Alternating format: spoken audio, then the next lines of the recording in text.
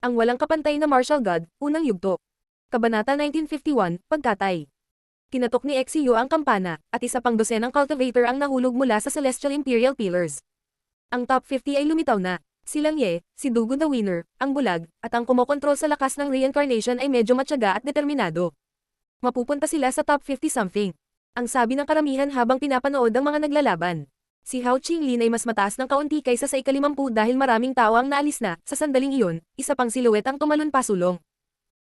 Kinokontrol ng cultivator na ito ang enerhiya ng nyebe, at lumitaw ang mga snowflake sa paligid niya, mabilis na bumababa ang temperatura. Lumapit si Zhu Shenfeng sa Great Imperial Bell at malamig na sinabi. Dakilang Imperial Bell, hayaan mo akong mahanap ang aking landas at maging mas malakas. Ang kanyang mga manggas ay lumipad sa hangin habang ang yelo at frost na enerhiya ay binomba ang kampana. Tumunog ang kampana at lumitaw ang isang layer ng yelo sa paligid na may tunog ng pag-crack ng yelo. Ang ilang mga silweta ay agad na nagyelo. Dong, dong, dong. Inatake ni Zhu Shenfeng ang kampana ng 3 sunod-sunod na beses. Ang espasyo sa paligid niya ay patuloy na nagyelo. 2 pang cultivator ang naging estatwa ng yelo, ang kanilang mga puso ay pabagal ng pabagal. Bumalik.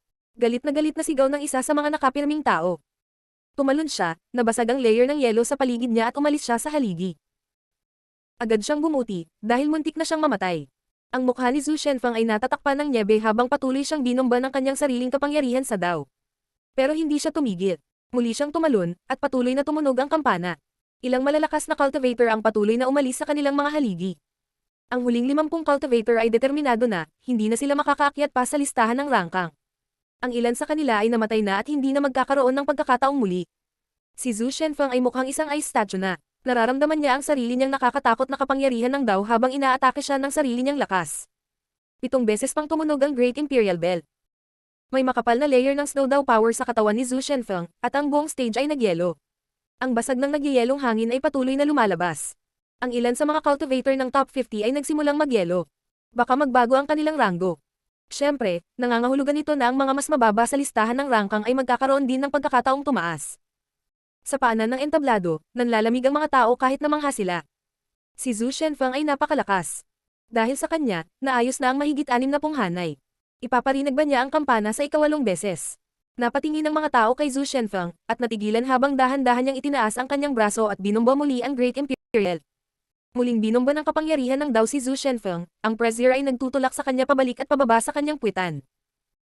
Ang enerhiya ng yelo ay naging isang mapanirang lawa ng yelo, na tinatakpan ng yelo ang entablado. Sunod-sunod na bumaba ang mga tao mula sa Celestial Imperial Pillars. Napagtanto ng karamihan na 30 tao na lamang ang natitira sa mga haligi. Si Lin Feng ay kalmado pa ring nakaupo sa kanyang haligi. Nakapikit ang kanyang mga mata at napapalibutan siya ng layunin ng Death Dao at kapangyarihan ng Snow Dao. Nakaramdam din siya ng sobrang lamig, ngunit nagsimula siyang maunawaan kung ano ang ibig sabihin ng paghahanap ng landas ng isang tao. Ang entablado ay nagyelo, at ang yelo ay nanatili sa napakatagal na panahon. Ang mga miyembro ng Great Imperial Palace ay walang sinabi at hindi pinansin ang paraan ng pagharang nito sa mga manunood. Pagkaraan ng ilang sandali, ang mga enerhiya ng yelo sa paligid ni Zhu Shenfeng ay kumalat at siya ay umatras sa kanyang haligi. Mukhang nag-aalangan ang mga nasa mga haligi. Ano ang mangyayari kung binomba ng mga mas mataas ang ranggo kaysa kay Zhu Shenfeng ang kampana? Hindi ba't mas nakakatakot? Ang mga nanonood ay hindi man lang naglakas loob na isipin. Kung hindi mo hihilingin ang iyong landas, paano mo madarama ang lakas ng Dao? Bulong ng isang tao sa kanilang sarili bago tumalon sa isang haligi. Ang paghahanap ng sariling landas ay lubhang komplikado. Ito ay isang hindi kapani-paniwalang pagkakataon na nauna sa kanila. Maraming malalakas na cultivator sa Imperial Rankang List, at ngayon ay nagkaroon sila ng pagkakataon na mas maunawaan pa ang lakas ng Dao, paano nila palalampasin ang pagkakataong iyon. Ito ay mapanganib, ngunit ito rin ay isang magandang pagkakataon. Ang mga nasa ilalim ng Imperial Rankang List ay hindi man lang matanong ang kanilang path. Maaari lamang silang manood at matuto. Sa wakas ay gumalaw ang taong bato, lumapag sa harap ng kampana. Nagulat ang mga tao, dahil si Shi Yunfeng ay naging isang taong bato muli. Siya ay tumingin kakaiba at halimaw. At pagkatapos ay sinuntok niya ang kampana. Sinuntok niya ang kampana ng 4 na sunod-sunod na beses. Hindi pa tuluyang nakakalat ang yelo, ngunit nang masuntok niya ang kampana ay tuluyan na itong nawala. Ang hangin ay biglang napuno ng mga enerhiyang bato. Kasabay nito, maraming tao ang nagsimulang maging mga estatwa ng bato, ang kanilang mga braso ay nagsimulang maging mabato. Hindi na sila makagalaw. Namutla ang mga mukha ng mga taong iyon. Sinuntok muli ng taong bato ang kampana. Ang ilang mga tao ay naging mga estatwa. Nakakakilabot ang lakas niyang bato. Ang kampana ay tumunog sa ika-7 beses, at ang hangin ay tila umuungol at gumiling. Ang ilang mga rebeltong bato ay agad na sumabog habang ang mga taong iyon ay namatay. Mas maraming tao ang naging bato at hindi makagalaw. Ang iba ay nagawang umalis sa mga haligi gamit ang kanilang buong lakas. Si Lin Fang ay naging isang estatwa ng bato. Nararamdaman niya na sisabog na ang kanyang katawan, ngunit kasabay nito, nakakamangha ang kanyang pisikal na lakas. Walang sino man doon ang maaaring makipagkompetensya sa kanya sa mga tuntunin ng pisikal na lakas. Pinahirapan siya ng mas mapangwasak na lakas, at nag-condense siya ng mas maraming cosmic energies, ang kanyang buong katawan ay nagsisimulang lumiwanag. Para siyang hindi masisira na sinaunang Diyos. Nang magsimula siyang magdugo, kontrolado niya ang buhay at kamatayan ng kapangyarihan ng Dao. Hindi niya direktang maharangan ang lakas ng bato, kailangan niyang gamitin ang purong pisikal na lakas para harangin ito. Ngunit sa parehong oras, maaari pa rin niyang pag-aralan ito. Ang dami pa namang tao. Nakakainis. Tiningnan ni Gili ang mga tao gamit ang kanyang mapuputing mga mata. Matapos umatras ni Shi Yunfeng, iniwan ni Gili ang kanyang haligi na lumulutang sa hangin na parang multo. Nakakatakot ang kanyang mga mata nang may lumabas na dalawang light beam mula sa kanila at idinikit ang kampana. Ang espasyo sa paligid niya ay naging impyerno. Maraming mga multo ang lumitaw sa utak ng mga tao, naglalabas ng mga pangil at mga nangangawit na kuko. Gustong patayin ng mga multo ang lahat. Si Gili ang pinakamasamang cultivator ng Imperial Rankang List, naiintindihan niya ang Ghost Sutra. Ang mga tao ay nanginginig sa takot. Nakakatakot ang itsura ni Gili habang umaatake sa kampana. Mas maraming multo ang lumitaw sa utak ng mga tao at humagulgol. Isang nakakatakot na Ghost King ang lumitaw sa utak ni Lin Feng, ang kanyang kaluluwa ay nanginginig ng husto. Gusto siyang patayin ng multo. Mamatay. Ang kanyang kaluluwa ay naging isang tibak ng kamatayan at agad na hiniwa ang multo. Gayunpaman, ang tunog ng kampana, at mas maraming multo ang lumitaw sa kanyang utak. Naramdaman niya ang pakiramdam na napapaligiran siya ng mga multo. Si Gili ang pangatlong cultivator sa Imperial Rankang List, napakalakas niya, naisip ni Lin Feng. Sa sandaling iyon, hindi niya alam na ilang tao na ang namatay sa ibabaw ng mga haligi, nawasak ang kanilang mga kaluluwa. At si Gili hindi tumigil, parami ng parami ang mga multo na lumitaw sa utak ng lahat. Patuloy na tumunog ang sinaunang kampana.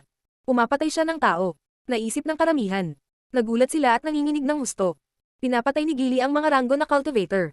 Ginawa ito ng mga taong makakatakas, ngunit ang mga hindi makakaya ay sunod-sunod na namamatay. Napakalakas ni Gili, at kakaunti ang makakalaban sa kanya. Sinisira sila ng kanyang kapangyarihan sa Dao. Isang dosenang cultivator lamang ang makakalaban sa kapangyarihan ng Dao ni Gili. Ang kampana ay tumunog sa 8 beses, ang mga multo ay humagulgol ng galit, ang kanilang nakakakilabot na hiyawan ay kumakalat sa hangin. Naninigas ang mga mukha ng tao. Ang ilang mga tao sa malayo ay mukhang galit na galit, dahil sa mga taong namamatay, ang ilan ay mula sa napaka-prestihiyosong angkan, at pinapatay sila ni Gili. Wala sa mga taong nasa Imperial Rankang List ang mahina, lahat sila ay mga henyo ng Huangqi layer.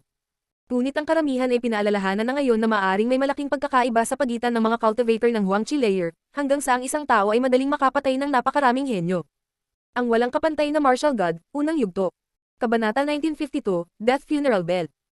Nang tumunog ang kampana sa 8 beses, ang kaluluwa ng isang cultivator ay agad na sumabog. Isang nakakatakot na multo ang lumitaw sa kanyang utak at agad siyang sinira.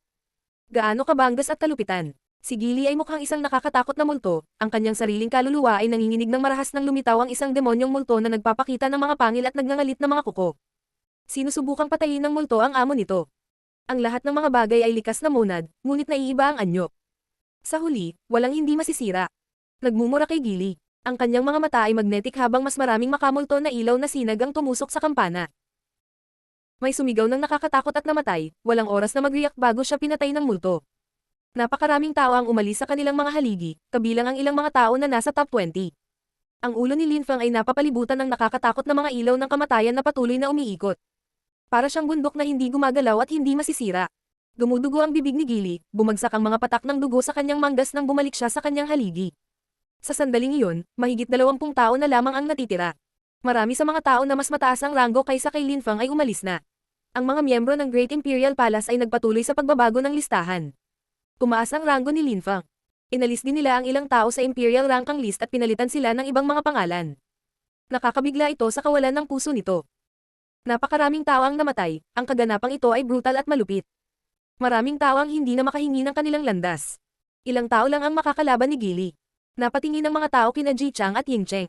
Ano ang mangyayari kung kakatok nila ang kampana? Ito ay magiging kakilakilabot. Mas masahol pa ba ito kaysa kay Gili? Napatingin si Ji Chang sa iba, at lalo na kay Lin Feng. Pagkatapos, tumalon siya at lumapag sa harap ng kampana. Dang, dang, dang, dang, dang. Ang Great Imperial Bell ay tumunog ng matinis ng ilang beses, at isang nakakatakot na mapanirang lakas ang lumabas. Malakas na yumanig ang hangin, gayon din ang mga naiwan sa mga haligi. Ang kanilang mga kalamnan ay kumikibot, at sila ay nagkaroon ng impresyon na ang kanilang mga utak ay sisabog. Ito ay lubhang masakit. Dang, dang. Nagpatuloy si Ji Chang sa pagpindot sa kampana. Ang ilang mga tao ay itinapon palayo sa mga haligi, na hindi nakayanan ng presyon. Kailangan nilang mag-ingat, kung hindi, sila ay mamatay. Dang. Nang tumunog ang kampana sa ika-8 beses, 2 tao ang walang oras para makatakas at agad na sumabog. Nais nilang tumakas mula sa kanilang pisikal na katawan kasama ang kanilang kaluluwa, ngunit ang mga alon mula sa kampana ay dumurog din sa kanilang mga kaluluwa. Asar. Paputok na sigaw ni Ji Chang, nakatitig kay Lin Fang. Ang mapanirang daw ay nagpatuloy sa paglabas. Patuloy na nanginginig si Lin Fang.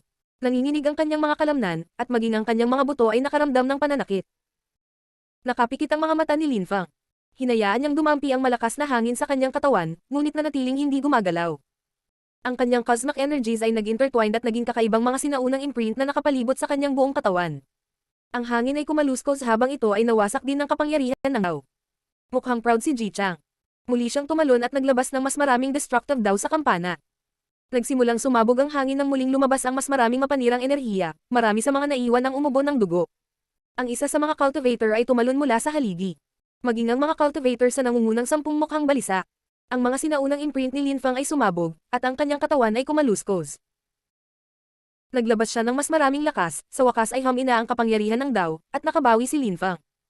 Matapang na pinandilatan ni Ji Chang si Lin Fang at bumalik sa pangalawang haligi. Siya ay tumingin kahanga-hanga at o-inspiring. 10 beses niyang pinatunog ang Great Imperial Bell, ngunit hindi niya nagamit ang kanyang buong lakas, kung hindi, maaari niya itong pinatunog ng higit pa. Pagtatasan ng karamihan ng tao. Si Ji Chang ay talagang napakalakas, at si Lin Fang ang kanyang pangunahing target.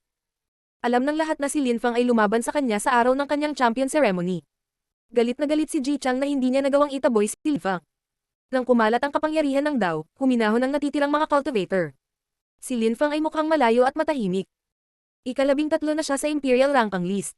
Napatingin ang karamihan sa listahan. Bukod sa mga mataas sa Imperial Ranking List, ang iba pang mga pangalan ay nagbago lahat.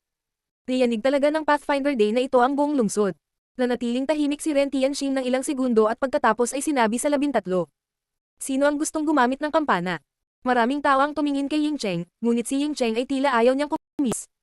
Ang ilang iba pang mga tao na mas malayo sa listahan ng rangkang ay kumatok sa kampana, ngunit ang kanilang daw ay hindi sapat na lakas upang maapektuhan ang iba pang mga cultivator. Ang mga tao ay patuloy na nag-iisip tungkol kay Ji Chang at Gili. Ang Great Imperial Bell ay medyo katulad ng Celestial Pathfinder Plates ng Milky Way Battlefield. Anong uri ng espesyal na kapangyarihan ang nilalaman nito? Naisip ni Lin Fang, habang sa wakas ay tumalon siya pababa sa kampana. Maraming tao ang nakatingin sa kanya. Inilabas ni Lin Fang ang determinasyon ng kamatayan ni Dao. Iniunat niya ang kanyang kamay, ang kanyang mga ilaw ng kamatayan ay umiikot ng buong lakas at pagkatapos ay bumagsak sa kampana. Parang funeral bell ang tunog ng kampana. Gayunpaman, hindi ito nakaapekto sa karamihan. Naramdaman lang nila ang ilang thread ng death energy. Dang!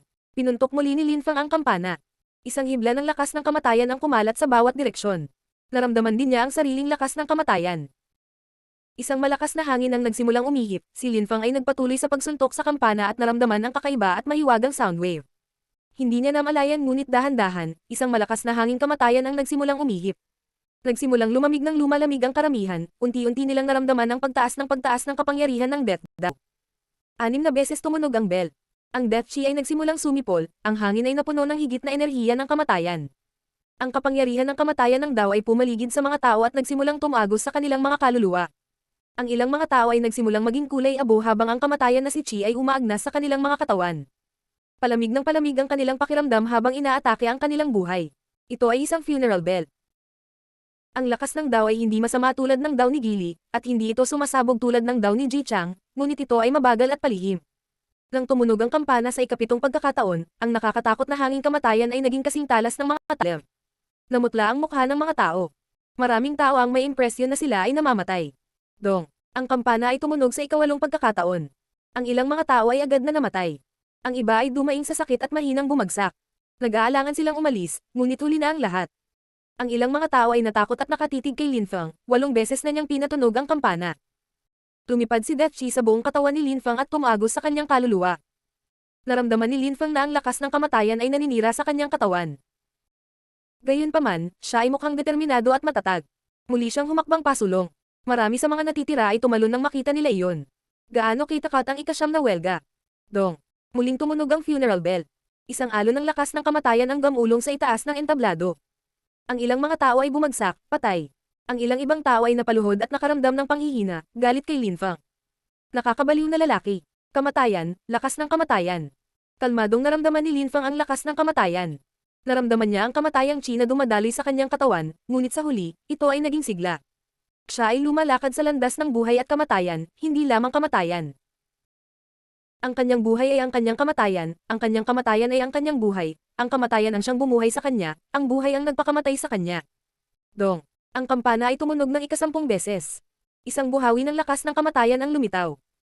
Si Ji Chang ay naglabas ng nakakatakot na dami ng destructive daw upang protektahan ang kanyang sarili at nagawang sirain ang ilang lakas ng kamatayan, ngunit ang ilang mga hibla ng mga ito ay nakatusok pa rin sa kanyang balat. Naging gray ang mukha niya. Ang balabal at buhok ni Lin Fang ay marahas na lumilipad. Muli niyang pinindot ang kampana at lumipat ang sound waves patungo kay Ji Chang. Asar, sabi ni Lin Fang sa boses ng Diablo. Ang kanyang death chi ay tumagos muli sa katawan ni Ji Chang, na lalong naging kulay bo. Ang walang kapantay na martial god, unang yugto. Kabanata 1953, kompetisyon para sa landas. Para bang ang kampana ay naging hindi masisira na funeral bell. Ito ay patuloy na umalangaw at ang lakas ng kamatayan ay patuloy na lumalabas. Ang mga tao ay patuloy na tumatalon mula sa mga haligi sa takot. Hindi nila akalain na si Lin Fang ay magpapatunog ng kampana ng 10 beses, ang death tornado ay nakamamatay. Si Ji Chang ay naglabas ng mas maraming destructive daw na lakas para kontrahin ito. Kailangan niyang kumilos ng mabilis, ang lakas ng kamatayan ay kinakain ang kanyang katawan. Kasabay nito, inilabas din niya ang kanyang nakakasilaw na Cyan Dragon Totems. Para siyang Dragon King ng mga sandaling iyon. Walang lamang salita, sabi ni Ji Chang pagkatapos niyang marinig si Lin Fang. Pinaikit ni Lin Fang ang kanyang mga mata. Siya ay nasa unos ng enerhiya ng kamatayan. Ang layunin ng Dao ay nagbigay sa kanya ng impresyon na siya ay patay na parabang nawala ang kanyang buhay at ang mga makamundong gawain ay wala nang kinalaman sa kanya. Gayunpaman, mayroon pa ring mga hibla ng hindi masisira na sigla sa kanyang katawan, tulad ng mga kandila na nagpoprotekta sa kanyang buhay. May mga taong bumangon, may mga namamatay. Ang aking landas ay tungkol sa kamatayan, ngunit paano ako mamamatay? Kamatayan ang aking daan. Naisip ni Lin Fang. Lahat ay nakatingin kay Lin Fang. Muli niyang itinaas ang kamay, galit na galit ang tibok ng puso ng mga tao. Asar. Malakas na sigaw muli ni Lin Fang. 12 beses nang tumunog ang kampana. Umuungol ang hangin sa bigat ng edad. Ang enerhiya ng kamatayan ay bumagsak tulad ng mga alon sa karagatan, at bumagsak sa katawan ni Ji Chang. Nagkaroon siya ng impresyon na siya ay mamamatay, at agad na umalis sa Celestial Imperial Pillar, ang kanyang mukha ay nakamamatay na mapatla. Kinailangan ng umalis ni Ji Chang kung hindi ay mamatay na siya. Ayaw niyang isugal ang buhay niya, pero anong kahihiyan? Sinubukan niyang pababain si Lin Fang mula sa poste at nabigo siya, ngunit nagawa niyang pilitin siyang paalisin ni Lin Fang. Siya ay lubos na nabigo. Ang landas ng buhay at kamatayan ay mahirap. Mahirap para sa mga tao na kontrolin ang lakas ng buhay at kamatayan. Pero dahil ito ang daan ko, paano ako papatayin ito? Kung hindi, ano ang magiging layunin ng lakas ng Dao? Bulong ni Lin Fang sa sarili. Naglabas siya ng higit pang determinasyon ng Death Dao at muling pinindot ang kampana. Sa pagkakataong ito ang hangin ay umaalulong sa katapusan ng mga panahon. Isang infinity of death lights ang nagpapaliwanag sa kapaligiran at lalo na sa daang mga haligi. Gayunpaman, wala nang tao doon. Lahat ng maaaring umalis. Lahat sila ay nakatingin kay Lin Fang. 13 time. Sinubukan ba niyang magpakamatay? Gagtataka ang karamihan. Si Lin Fang ay ganap ng kulay abo at hindi gumagalaw. Mukha siyang bangkay. Patay na ba siya? Ang mga tao ay namangha at nakatingin kay Lin Fang. Narinig ko na may ilang tao kung minsan ay namatay sa Pathfinder Day ng Imperial Rank List habang hinihiling ang kanilang path. Hindi ko akalain na makikita ko ito ng sarili kong mga mata ngayon. Kawawang lalaki. Napabuntong hininga ang ilang tao. Nagawa ni Lin Fang na kumatok ng kampana ng 12 beses, nakakamangha na iyon, nagpapakita ng mahusay na talento. Ang kanyang pangunawa sa Dao ay hindi kapanipaniwala. Ngunit maaaring patayin siya ng kampana gamit ang sarili niyang Dao. Gayunpaman, sa sandaling iyon, ang lakas ng buhay ay tumaas sa hangin. At pagkatapos ay lumitaw ang higit pang lakas ng buhay at nagsimulang umikot bago naging malakas na hangin. Nagsimulang kumislap ang mga berdeng ilaw ng life chi sa paligid ni Lin Fang. Pinapalitan nito ang lakas ng kamatayan. Sumimangot ang karamihan. Si Lin Fang ay hindi patay. 13 beses na niyang kinatok ang kampana at hindi pa siya namatay. Pinaalis pa niya ang lahat sa Celestial Imperial Pillars. Sa sandaling iyon, biglang iminulat ni Lin Fang ang kanyang mga mata, kumikinang sa buhay. Ang makapal na kamatayan chi ay nagiging buhay chi. Patuloy itong umiikot at tumagos sa katawan ni Lin Fang.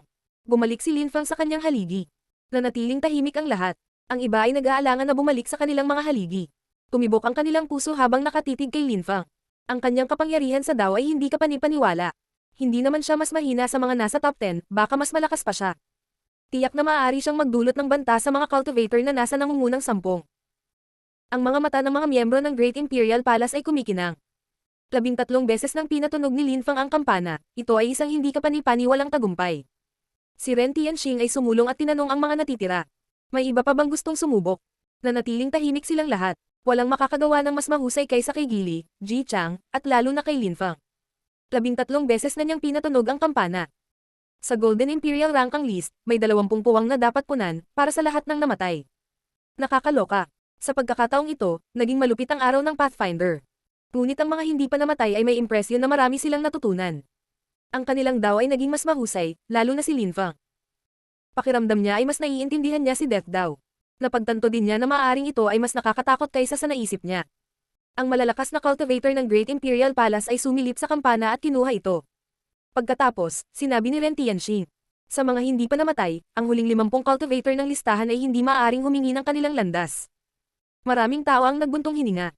Mahigit 20 tao ang namatay, at kasama ang 50 tao na nabigo, nangangahulugan ito na 70 tao ang hindi maaaring humingi ng kanilang landas.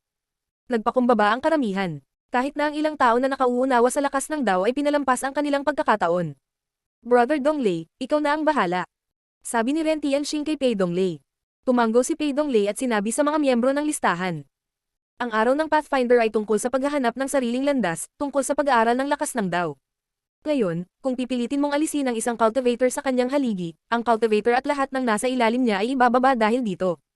At kung hindi mo nagawang pilitin ang sinuman, mananatili ka sa dulo ng listahan. Ngayon, ang huling isa ay maaaring humingi ng kanilang landas. Sabi ni Pei Donglei, na itinuro ang ika-26 na cultivator. Tumalo ng taong iyon sa harap ng iba. Kung hindi niya nagawang pilitin ang sinuman, mananatili siyang ika-26 sa listahan. Si Lin Fang at ang iba ay nanatili sa tuktok ng mga haligi. Inilabas ng emperador ang kanyang chi, na nakapalibot sa buong entablado. Napakalakas ng layunin. Dapat ay galing siya sa Ancient University. Boom! Biglang nakita ng mga tao ang isang figure na inaatake. Umungol ng malamig ang lalaki nang lumitaw ang mga gintong ilaw at nagbanggaan ang lakas ng magkabilang mandirigma. Sirain. Sigaw ng inatake.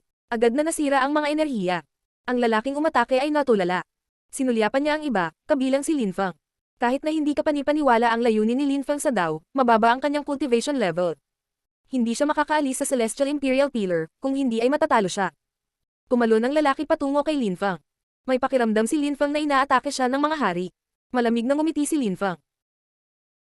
Masyadong mababa ang kanyang cultivation level, tama ba? Biglang naging kulay abo ang mga mata ni Lin Fang at napuno ng lakas ng kamatayan, lumabas ang mga death sword mula sa kanyang mga mata at tumagos sa umaatake.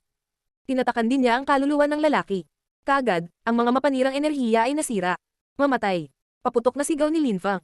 Namuo ang death energy sa kanyang mga mata.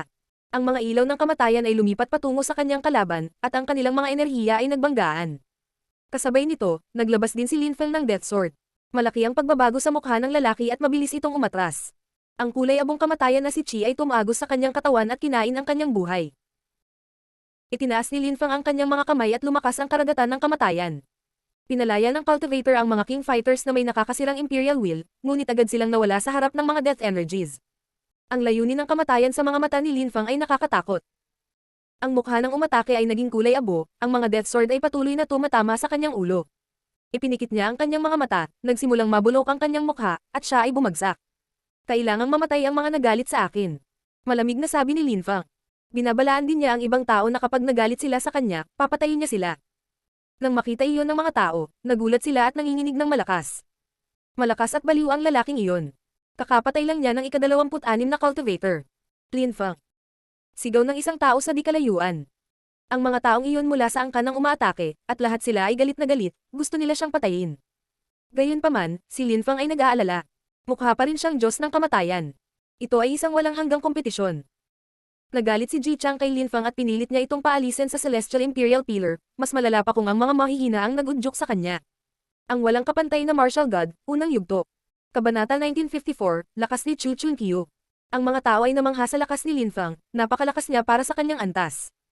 Ang sunod-sunod na mga challenger ay hindi na nang ahas na pukawin si Lin Fang. Ang layunin ng kompetisyon ay upang mahanap ang isang landas, ang mga cultivator ay hindi gustong mamatay. Isang dosenang tao ang humamon sa mga cultivator, at wala ni isa sa kanila ang nang-ahas na hamanin si Lin Feng. Kahit na nagawa nilang mag-rank sa ika-11 o ika-12, magkakaroon sila ng pagkakataong mahanap ang kanilang path.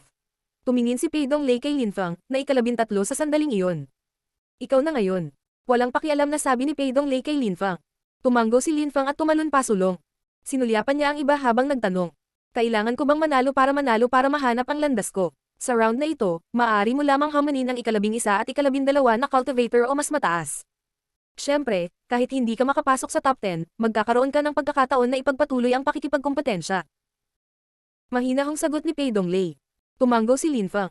Naunawaan ni Lin Feng na ang mga tao lang na nasa ilalim niya sa listahan ng rangkang ang maaaring hamanin siya, kaya kung siya ang unang magrerango, lahat ay makakalaban sa kanya, hindi niya gusto iyon. Kailangan niyang makahanap ng isang matatag na posisyon sa listahan ng pagrarango upang magpatuloy sa pag-unlad. Hindi ito isang madaling pagpili. XCU. Sabi ni Lin Feng. Si XCU ang ika-8 cultivator. Kinokontrol niya ang Evil Corrosion daw, kinokontrol ni Lin Feng si Death daw. Ang pagsirasa daw ni XCU ay maaaring maging mas madali para sa kanya. Gayunpaman, hindi talaga naiintindihan ni Lin Feng kung gaano kalakas ang ika-9 at ika-10 cultivator, ayon sa pagkakabanggit, sina Jin Xingzi at Wang Zong. Kahit na nagawa niyang umakyat sa ika-8 posisyon, hindi ito nangangahulugan na ang ika-9 at ika-10 cultivator ay mas mahina kaysa sa kanya. Sa simula, ang nangungunang 10 ay hindi masyadong nagbago, at tila sinubukan nilang panatilihin ito sa ganoong paraan. Pagkaraan ng maikling panahon, magsisimula na rin silang hamanin ang isa't isa. Kinailangan munang mapunta si Lin Feng sa nangungunang 10, at para doon kailangan niyang sipay ng isang tao mula sa nangungunang 10, at walang pakialam si Lin Feng kung sino ito. Sumimangot si XCU at tumingin sa mga mata ni Lin Feng, na puno ng lakas ng kamatayan. Biglang nagbago ang ekspresyon niya. Naglakas loob si Lin Feng na piliin siya. Biglang lumabas ang mga death energies mula sa mga mata ni Lin Feng at tumagos sa utak ni XCU. Bilang kapalit, naglabas si XCU ng masamang lakas ng corrosive, isang tila walang katapusang halaga na umahan patungo kay Lin Feng. Gayunpaman, milyon-milyong death calpalites ang lumitaw sa paligid ni Lin Feng at binura ang kalangitan, sinisira ang kinakaing unti-unting lakas sa parehong oras. Ipapakita ko sa iyo kung ano ang pakiramdam ng patay. Nakangusong sabi ni XCU. Galit na galit niyang sigaw, nagiba na naman ang kulay ng langit. Ang lahat sa paligid ni Lin Feng ay naging itim. Ang iyong daw ay hindi masyadong masama. Sabi ni Lin Feng, pasulong. Naglabas siya ng isa pang death sword kay XCU. Kasabay nito, iwinagayway niya ang kanyang mga kamay, at ang hangin ay umaalingaw na parang pagbubukas ng mga libingan habang ang mga sinaunang imprint ay pumupuno sa hangin, bumaril sa direksyon ni XCU, hinugot ang kapangyarihan ng lupa at langit at lamilinaw ang hangin. Ang nabubulok na bigat ng isang karagatan ng enerhiya ng kamatayan ay bumubulusok at lumipat patungo kay XCU, halos nanlamig siya sa kinatatayuan niya nang makita niya itong paparating. Gumawa siya ng ilang mga handsil, pinaikli ang kanyang kinakaing unti-unting layunin bago ito naging ulan at ang mga hibla ng nakakaagnas na evil energy ay bumangga sa death energy ni Lin Feng. Bumaba ka, isang infinity of death intent ang dumaan at kinain ang katawan ni XCU. Naglabas din si Lin Feng ng Nihility Death Sword, mukhang mas nakakatakot kaysa dati. Ang mga sinaunang imprint ay lumitaw sa karagatan ng mga enerhiya ng kamatayan at damaloy kasama nito. Nang makita ni XCU ang karagatan ng enerhiya ng kamatayan, siya ay natigilan. Mapapalunok siya kapag wala siyang ginawa. Biglang tumalon si XCU palayo. Ang mga tao ay natulala sa nakita. Agad na tumalon si Lin Feng sa kanyang haligi. Siya ngayon ay ika-8. Piraso ng basura. Daing ni Jin Xingzi. Ang lahat ng iba pa sa ibaba ni Lin Feng ay ibinaba ng isang posisyon, hindi lang si Jin Xingzi. Ang bagong 13th cultivator ay tumingin sa mga cultivator na nasa top 10 at bamantong hininga. Wala akong pakialam sa listahan ng rangkang, mahalaga ako kay Dao. Pinili niyang lumaban kay Yingcheng. Isang nakakatakot na hangin na gawa sa destructive daw ang gamulong patungo sa kanya. Malakas na yumanig ang lupa. Ang mga mata ni Yingcheng ay parang nakasisilaw na mga bituin. Ang mga pagsabog ay patuloy na kumakalat sa hangin. Umatras ang naghahaman, habang si Yingcheng ay nagpatuloy sa paggawa ng mga handsil. Nakakatakot ang hangin gawa sa destructive daw. Asar. Isang nakakatakot na alon ng enerhiya ang bumagsak sa katawan ng cultivator na iyon, tumalsik ang dugo, at nakarating siya sa malayo, ang kanyang mukha ay mapatla. Itinuro mo sa akin ng isang magandang aral. Buntong hininga ng lalaki. ika-13 pa siya. Pagkatapos noon, turn na ng ika-12 cultivator. Chu Chun-kyu. Ang mga mata ng mga tao ay kumikislap sa pag-asa. Si Chu Chun-kyu ay misteryoso. Lahat sila ay naiinip na naghihintay sa araw na ito. Sino ang hahamunin niya? Biglang tumingin si Chu Chun-kyu kay Yin Gutian, ika-7 sa listahan ng rangkang, mula sa Yin Clan. Pilak ang mga mata ni Yin Gutian. Gusto ni Chun-kyu na pilitin siyang ibaba sa listahan ng rangkang. Ang daming nakatingin sa kanilang dalawa. Bihirang ipakita ni Chun-kyu kung gaano siya kalakas, kaya walang nakakaalam kung gaano siya kalakas. Ang kanyang chi ay ngayon ay si King Chi. Malamang na magbago ang mga bagay para sa kanya ngayon. Chu Chunkyu, sigurado ka ba? Sabi ni Lin Gutian. Nagsimulang lumabas sa kanyang mga mata ang nakasisilaw na mga ilaw na pilak, at kumikinang ang mga ilaw na pilak. Si Chu Chunkyu ay humakbang pasulong at pagkatapos ay nagsimulang lumipat patungo sa Lin Gutian. Ang kanyang mga mata ay naging dalawang itim na butas. Si Chu Chunkyu ay mukhang isang hari. Si Lin Gutian ay nanginginig sa takot habang nanginginig ang kanyang kaluluwa. Naramdaman niya ang pakiramdam na nawawalan na siya ng kontrol sa kanyang kaluluwa at katawan. Nagsimulang damaloy ang kanyang lakas sa kanyang katawan. Nagkaroon ng pagsabog habang ang isang nakakatakot na espada na gawa sa sinaunang layunin ng imperial ay lumipat patungo sa kanya ng may napakalaking presyon. Nagsimulang masira ang kanyang kalooban at nagsimula siyang magdugo. Namutla ang kanyang May isa pang pagsabog, at naramdaman ni Lin Gutian ang pagkawala nito, ang kanyang kaluluwa ay napunit.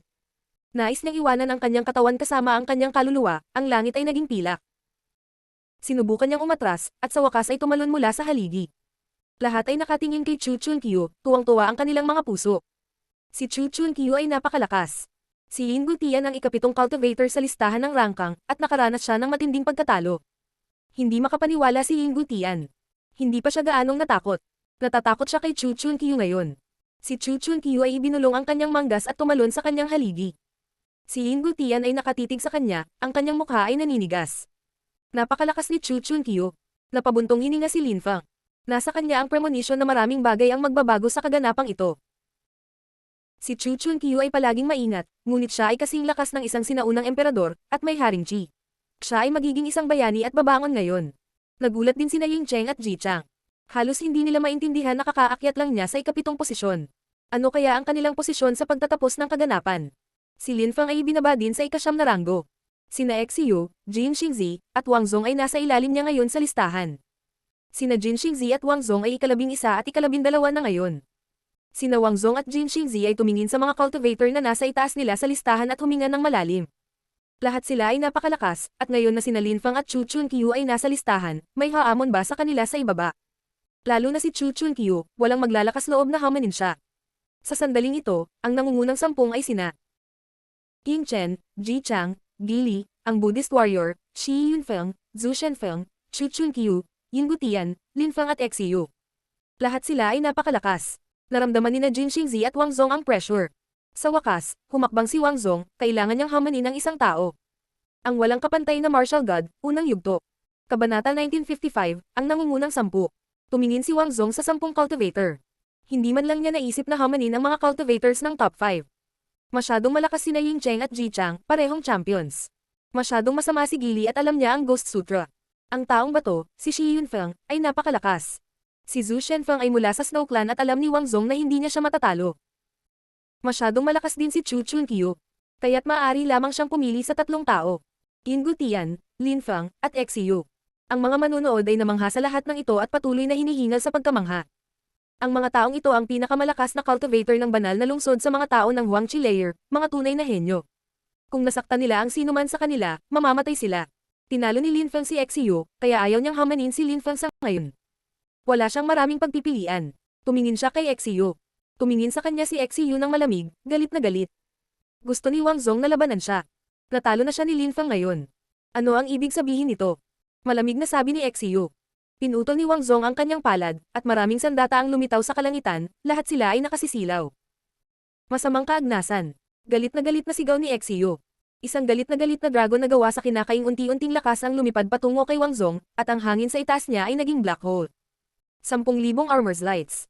Sigaw ni Wang Zong ng napakalakas. Ang mga sandata ay kumikislap at naging isang kurtina na nagpawi sa kalangitan. Ang dragon na gawa sa kinakaing unti-unting masamang lakas ay naging maraming mga thread ng enerhiya at lumipat patungo sa kanya. Sira. Malamig na sigaw ni Wang Zong.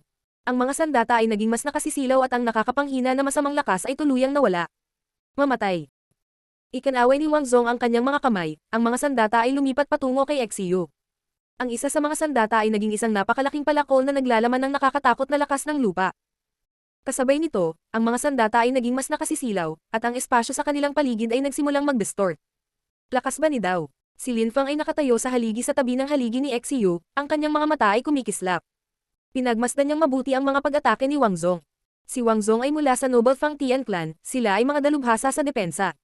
Ito ay isang napaka-partikular na angkan, medyo katulad ng World Clan, dahil kinokontrol nila ang isang espesyal na uri ng lakas. Kinokontrol ng World Clan ang lakas ng mundo, at kinokontrol ng Noble Fang Tian Clan ang lakas ng armor. Si Lin Fang ay hindi pa nakakita ng lakas ng armor o mga diskarte sa armor. Gaano kalakas? Nasa panganib si Xiu. Siya ay mabilis na matatalo, kahit na ang kanyang kinakaing lakas ay malakas. Malupit at matindi ang labanan.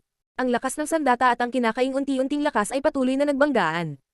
Si Wang Zong ay nagkakaroon ng kalamangan hakbang-hakbang, papalapit kay Xiu. Sa wakas, ang kanyang 10,000 sandata ay sumabog at si Xiu ay itinaboy. Napilitan siyang isuko ang kanyang ika-10 posisyon. Bumaba si Jin Xingzi sa ika-12 haligi. Nakakahiya, nanatili siyang nakatingin kay Yin Gutian ng malamig. Ang Wang Jin Clan at ang Yin Clan ay magkaribal, ang isang clan ay kumokontrol sa gintong enerhiya, ang isa naman ay silver energy, kaya natural na magkaribal sina Jin Xingzi at Yin Gutian. Pagkatapos ay tumalon si Jin Xingzi patungo sa haligi ni Yin Gutian. Galit na galit si Yin Gutian.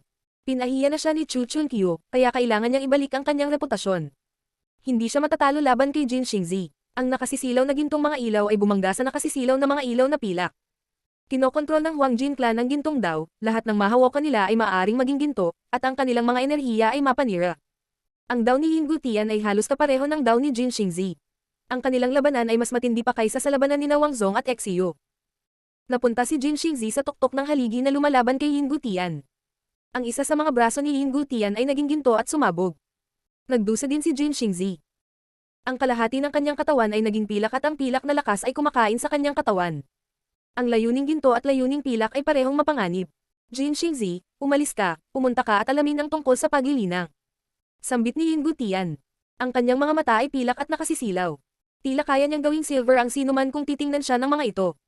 Kahit na inapi ni Chu Chunkyu si Yin Gutian, talagang malakas si Yin Gutian. Magkatunggali ang Yin Clan at Wang Jin Clan. Si Yin Gutian ay mas mataas ang ranggo kaysa kay Jin Xingzi, tama ang Great Imperial Palace. Si Yin Gutian ay mas malakas kaysa kay Jin Xingzi. Ang hinahanga ang pinagkasunduan ng mga manunood. Hindi ko akalain na lalabas ako sa nangungunang 10. Bamantong hininga si Jin Xingzi. Mukha siyang malungkot at dismayado. Noong una ay gusto niyang subukan at bumangon, ngunit sa huli, napunta siya sa ika-12 na posisyon. Sa Path of Cultivation, kung hindi ka mabilis umunlad, mahuhuli ka, at sa isang punto hindi mo na maaabutan, naisip ng karamihan, na nagbubuntong hininga na may empatiya para kay Jin Xingzi. Siya ay malakas, ngunit ang iba ay mas malakas kaysa sa kanya. Si Chu Chunkyu ay nasa banal na lungsod sa maikling panahon, ngunit maaari na niyang talunin si Yin Gutian. Maraming tao ang naniniwala na may potensyal siyang makapasok sa nangungunang 5. Hindi kilala noon si Lin Fang, at pagkatapos ay naging sikat siya dahil nakalaban niya si Ji Chang sa araw ng kanyang champion ceremony. Si Lin Fang ang tanging katamtamang antas na emperador sa nangungunang 10 sa sandaling iyon. Talagang talentado siya. Si Jin Xingzi ay ika-12 at nasugatan ngayon. Hindi niya posibleng matalo ang iba sa top 10. Nahuli si Xiu sa rangkang dahil natalo siya, ngunit nagkaroon pa rin siya ng pagkakataong bumangon muli. Ngunit hindi inakala ng karamihan na makakabangon siyang muli. Si Lin Fang at Wang Zong ay ika-9 at ika-10 ayon sa pagkakabanggit, napakahirap talunin sila. Si Yin Gutian ay mas malakas din kaysa sa kanya. Hindi kayang talunin ni Xiu si Chu Chunkyu at ang iba pa, tiyak iyon. Sa wakas, nagpa siya si Xiu na labanan si Yin Gutian, na ika-8 sa rangkang. Nabali ang kaliwang braso ni Yin Gutian matapos itong maging ginto. Nang piliin ni Xiu na labanan si Yin Gutian, nagbuntong hininga ang mga manunood. Hindi siya karapat-dapat na mapabilang sa nangungunang 10, ang paghamon sa isang taong nasugatan ay nagpatunay na siya ay isang duwag, hindi siya sapat na determinado. At ang pinaka-nakakatawa ay kahit laban sa sugatang si Yin Gutian, natalo si Xiu. Ngayon siya ay ika-11 at hindi na maabot ang nangungunang 10.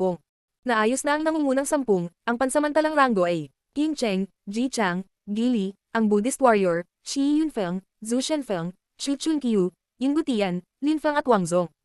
Sina Jin Xingzi at Xiu ay natalo at wala sa nangungunang 10. Lahat ay tumingin sa listahan ng gininto ang ranggo. Ang 10 henyo na iyon ay hindi kapani-paniwala. Ano ang magiging itsura ng huling ranggo? Si Yin Gutian ay nasugatan. Siya ay malamang na magiging ika-8, ika-9 o ika-10.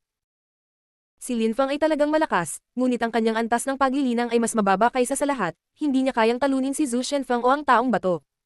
Malamang na mapupunta din siya sa ika-8, ika-9 o ika-10 posisyon. Si Chu Chunkyu ay napakalakas, tiyak na mapupunta siya sa nangungunang 10. At least, iyon ang naisip ng karamihan. Gayunpaman, ang lahat ng mga mandirigma ay misteryoso at hindi maarak. Wala pa sa kanila ang gumamit ng kanilang buong lakas. Ang mga susunod na laban ay magiging mas seryoso. Sa sandaling iyon, pinag-aralan ni Pei Donglei ang 10 cultivator. Noon, nasa top 10 din siya. Naalala niya ang kanyang Pathfinder Day, ngunit ngayon, ito ay isang bagong henerasyon. Ang mga taong ito ay hindi rin kapanipaniwala. Ngayon ay tatawag ako ng mga tao mula sa nangungunang 10, magkakaroon ka ng pagkakataong lumaban ng 3 beses. Kung sumuko ka ng 1 beses, nangangahulugan ito na pumayag kang sumuko sa isang posisyon. Kung sumuko ka ng 3 beses, hindi na magbabago ang posisyon mo. Mabagal na sabi ni Pei Donglei. Tumingin siya kay Wang Zong at sinabing, Wang Zong, lalaban ka ba kay Gili? Kumunat ang noo ni Wang Zong, pagkatapos ay nagpatuloy si Pei Donglei. Kung gagawin mo at matalo mo siya, papalitan mo siya, kapag natalo ka, pasok ka pa rin sa top 10. Kung susuko ka, bibigyan pa kita ng 2 pagkakataon. Kumislap ang mga mata ng mga tao. Ang mga patakaran ay malupit. Kung tatanggapin ni Wang Zong na lumaban at matalo, siya ay nasa ika-10. Kung hindi siya lalaban, magkakaroon siya ng pagkakataon na lumaban sa isang tao sa ilalim ng gili sa listahan ng rangkang. Kung hindi ka lalaban sa pagkakataong ito, hindi ka magkakaroon ng pagkakataon na labanan ng isang taong mas mataas kaysa gili sa listahan ng rangkang. Mahinahong sabi ni Pei Donglei. Hindi alam ni Wang Zong kung ano ang iisipin. Pangatlo si Gili sa rangkang.